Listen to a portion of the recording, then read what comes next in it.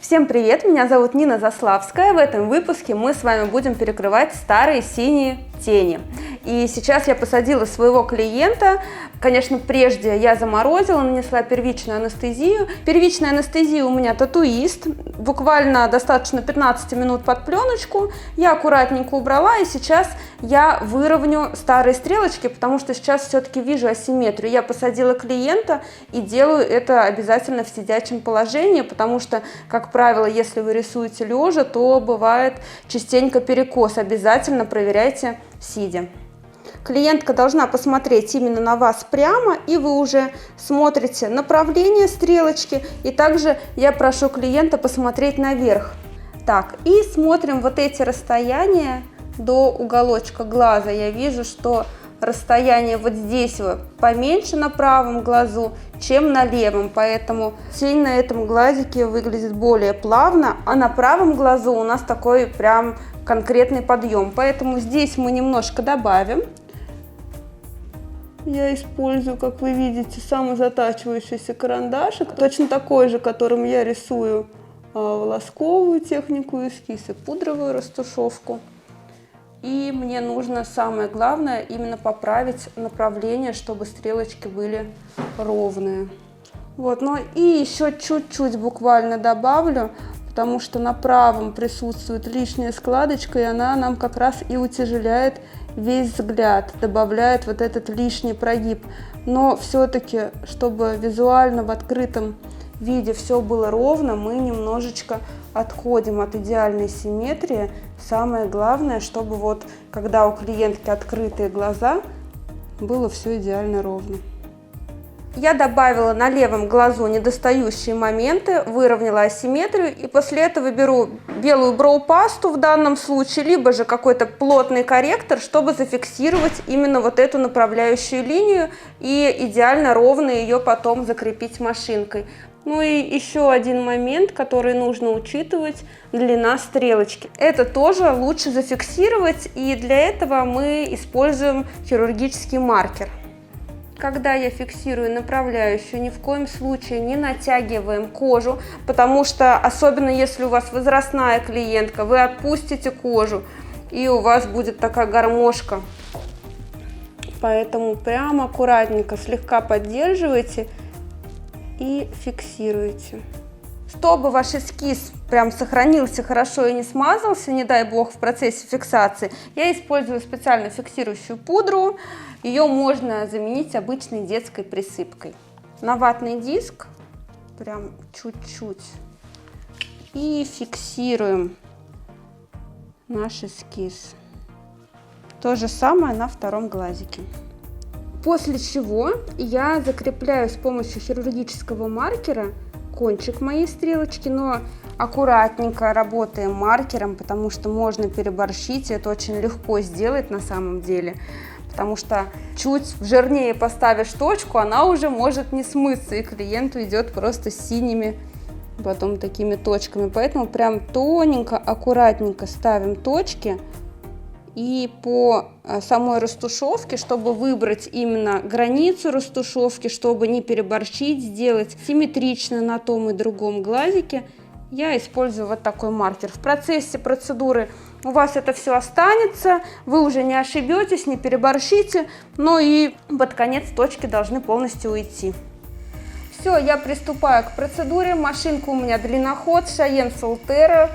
В общем-то, всегда ее использую на глаза. Конфигурация иглы 0,35 мм, заточка RLLT. Вольтаж на блоке 6,1 вольт. На глазки я ставлю чуть побольше, особенно на вот этой границе, где мне нужно поплотнее уложить. Конечно, она у меня уже есть, но я еще раз по ней пройдусь, чтобы сделать красивый градиент. Тем более мы на этом глазике еще немножечко меняем направляющую.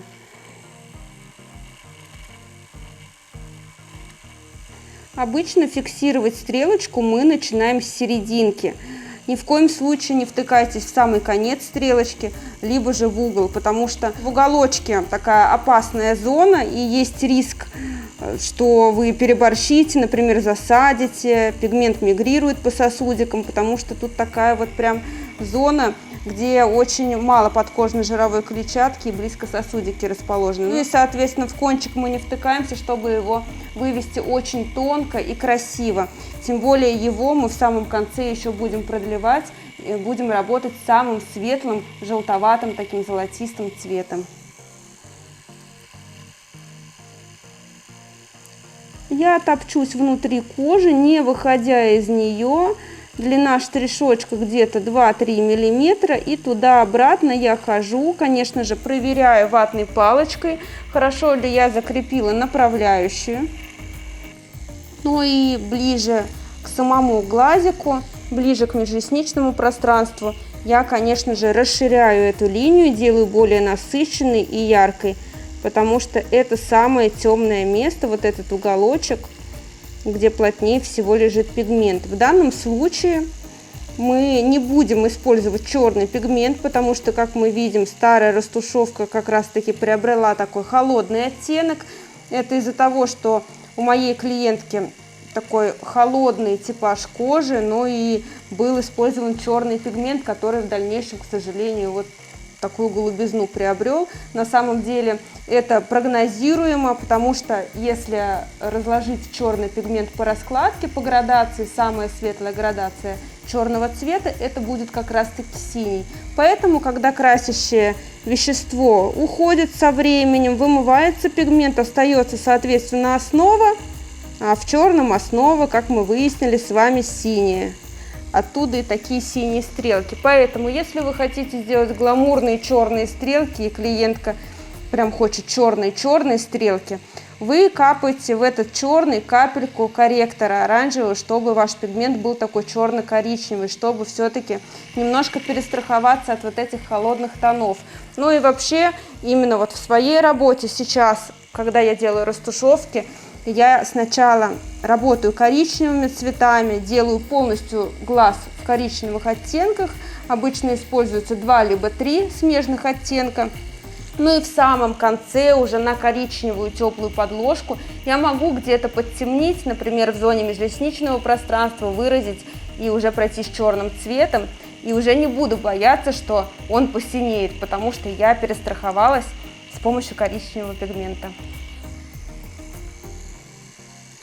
Ну, а я продолжаю, мне нужно зафиксировать вот эту вот линию, и сейчас именно вот в этих местах мы добавляем. Как вы видите, там пигмента старого нет, я работаю коричневым оттенком, кстати, работаю на пигментах Ханафи, и здесь у меня 2 цвета, которые я себе вот налила в колпачки. Один цвет номер 3, by Ольга Костенецкая, разработанная линейка Ольгой специально для глаз, пигменты на теплой красноватой основе, как раз таки все, что нам нужно сейчас для перекрытия. И второй пигмент из бровной линейки, это самый светлый оттенок в палитре, номер 1 Golden Blonde.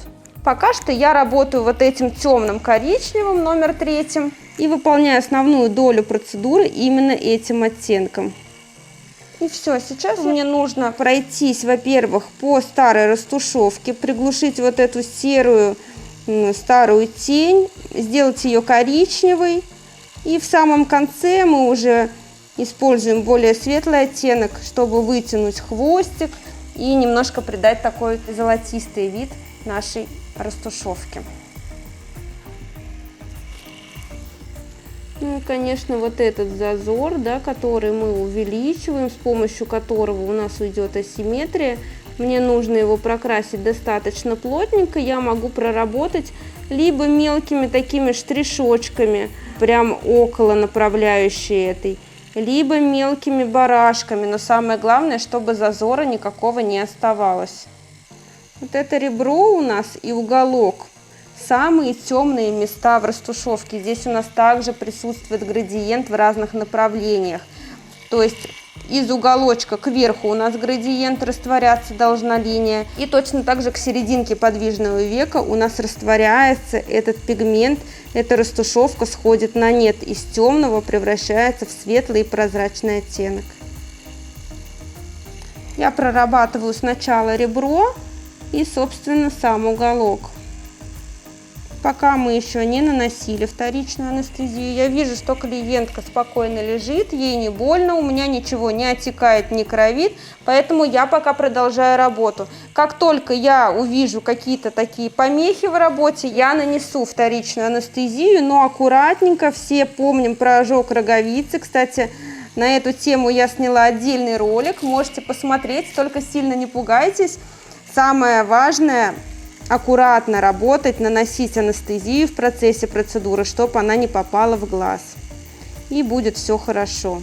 На веки вообще на самом деле достаточно прям минимальное количество анестетика. Кожа тоненькая, ее не нужно сильно прям обезболивать, дубить. Тоже будет тяжелее уже в работе прокрашивать. Поэтому чуть-чуть, там 2-3 минутки подождали и продолжаете работу. Кстати, анестезия во многих случаях спасает, потому что когда клиентка с очень сосудистым веком, с чувствительным глазом, и вы видите, что только-только вы начинаете работать, дотрагиваетесь иголочкой до кожи, уже начинается отек, тогда вы можете нанести вторичку, и она так немножко подуспокоит кожу, и отек перестанет увеличиваться.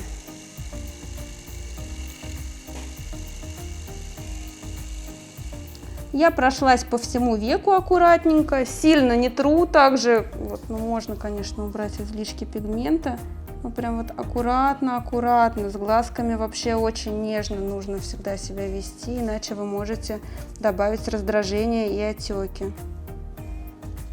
Я набрала вторичную анестезию, промокнула излишки о перчатку и аккуратненько прям вот так вот наношу, чтобы ничего не скатывалось в глаз, не стекало, не нужно слишком много наносить.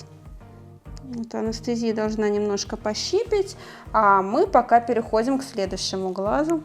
Пока один глаз лежит с анестезией, я перехожу ко второму, точно так же сначала вхожу в серединку и вот такими мелкими движениями туда-обратно закрепляю свою направляющую.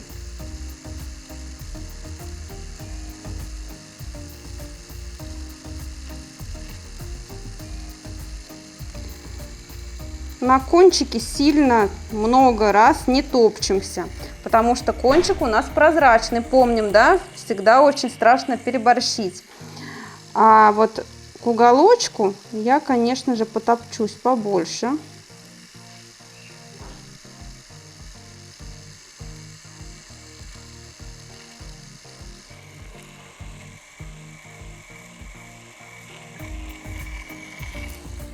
Видим, что чуть-чуть еще хочется. Все, после того, как я закрепила направляющую, я начинаю выполнять те же самые движения, закрепляю направляющую, растушевываю ее мелкими штришочками. То есть мне нужно как бы растворить эту линию. Ну и, конечно, акцентирую свои движения именно внизу на уголочке века, потому что там ярче всего такой кусочек. Проверяю. Мы видим, все прекрасно закрепляется.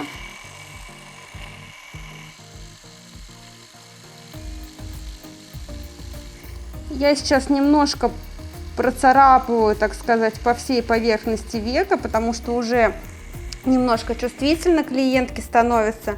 Я процарапаю, чтобы нанести анестезию, чтобы поверхность полностью обезболилась, а пока закончу предыдущий глаз. И там самое главное, мы уже сделали направляющую, это, наверное, уже полдела, и мне остается закрыть вот эту серость, нанести красиво растушевочку. В общем-то, уже такая декоративная работа пойдет.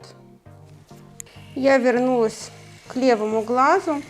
И сейчас уже могу натянуть спокойненько, уже нужно натягивать, потому что мы закрепили направляющую, и не стоит бояться, что как-то деформируется эскиз, так как направляющая на месте. Нам нужно закрасить внутренность, растушевать вот эту линию, чтобы ее особо не было видно, ну и, конечно, закрыть серость. Это все я прорабатываю своим основным цветом номер 3, пигменты Hanafi by Ольга Костельнецкая. Это специальная линейка для глаз, пигмент на такой красноватой основе, такой теплый, коричневый, и как раз таки с помощью него мы закроем вот эту некрасивую серость. У основания глазика я работаю более мелким штришочком, более плотным штришочком укладываю пигмент, а ближе к верху я, конечно, увеличиваю амплитуду штриха, чтобы расстояние между моих пикселей было больше, чтобы было прозрачнее, и я красиво свела на нет.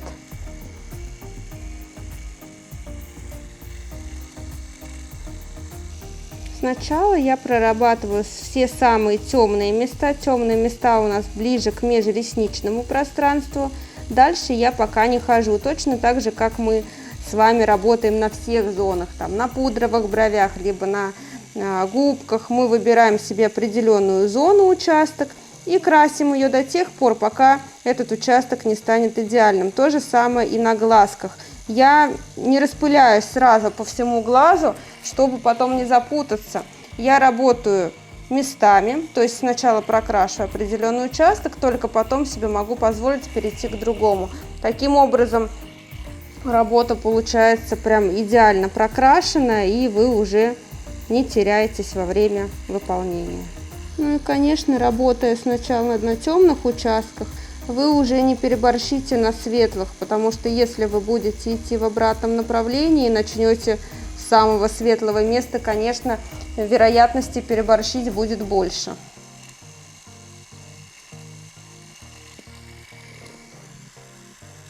На том глазике я закончила коричневую растушевку, но еще не переходила на светлый цвет. Решила немного обезболить и довести именно правый глаз до такого же прокраса, как и левый. То же самое сейчас все выполняю. Беру основной коричневый темный цвет, растушевываю мое ребро, чтобы все было плавно.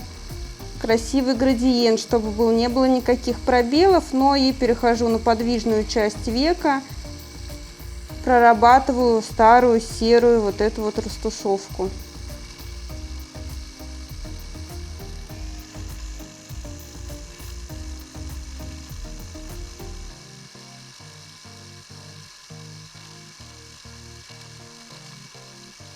На этом глазике мы основную работу уже сделали, поэтому я перехожу на светлый цвет. Напомню, это самый светлый цвет из бровной палитры, называется он Golden Blonde, и он действительно такой золотистый, говорящее у него название, можно сказать. Вот, что я им делаю? Я внахлёст на свой темный коричневый немножечко вывожу кверху, свожу на нет растушевку и продлеваю свой кончик. Самое главное, быстрыми такими штришочками, чтобы кончик не был четкой линии, то есть линия должна растворяться и быть вообще невесомой. Ну и точно так же по краешку я уже натянула хорошенько кожу, и вот таким образом, едва касаясь, внахлёст на темный пигмент, на растушеванный, я вот таким образом выхожу на нет, смягчаю края как бы.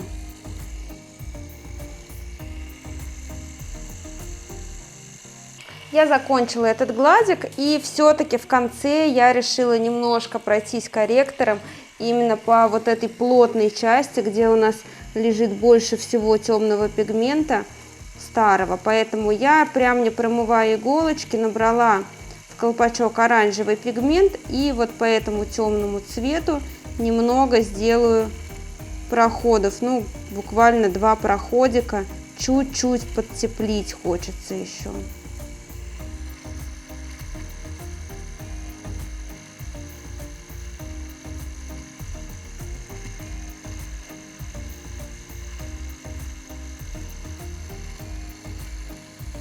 Мы закончили процедуру растушевки век.